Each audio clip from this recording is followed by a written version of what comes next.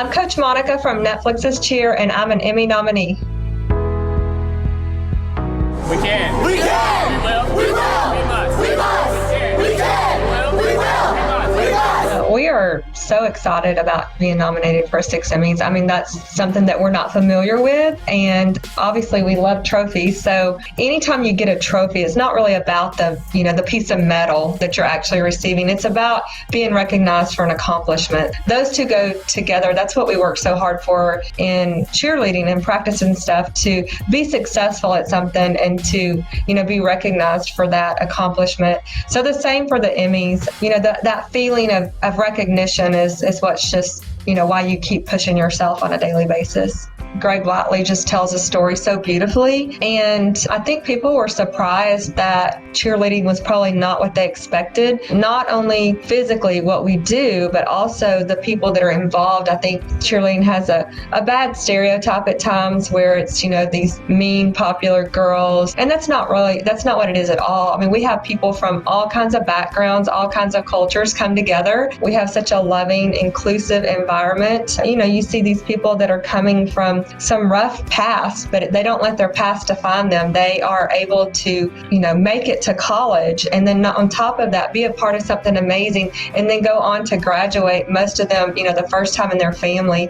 It's just this story of success in so many different ways. I am a very private person. Normally, I would never put myself out there like that, but I thought it was such a great opportunity to really show the world what these athletes are about, because I thought that was such a great story to tell. I thought it was worth, putting myself out there and getting out of my comfort zone. Annette is my alter ego. It's a name that the kids came up with many, many, many years ago, so many teens ago, for when I get really, really angry. You're not even trying to keep in the air. And you be quiet. I'm pretty laid back. I try to always approach everything in a very sensible way.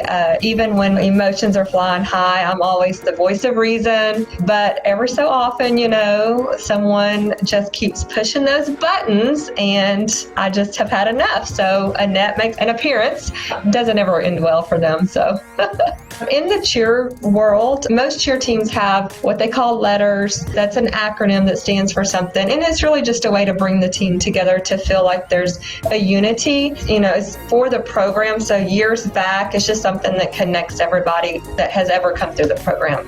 So mat talk is a cheer term for encouraging each other, because doing a full out routine is really difficult endurance-wise to make it from the beginning to the end. So if someone's yelling for you, encouraging you, it's like giving you that extra bit of energy you need to make it from the beginning to the end.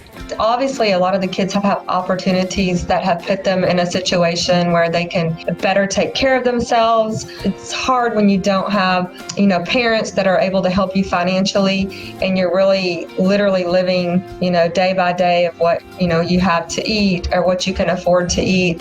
So it's just been such a blessing for some of them, to opportunities that they've had just to put themselves in a situation for success for their future. I definitely never expected the show to be this big, or to have some of the opportunities that I've had, meeting different people and getting to go to LA and New York and just do a bunch of really amazing things. It's really been life-changing. I've been a Taylor fan since she was young and first came out on the scene. It was shocking to me, actually, but I've been living in the moment.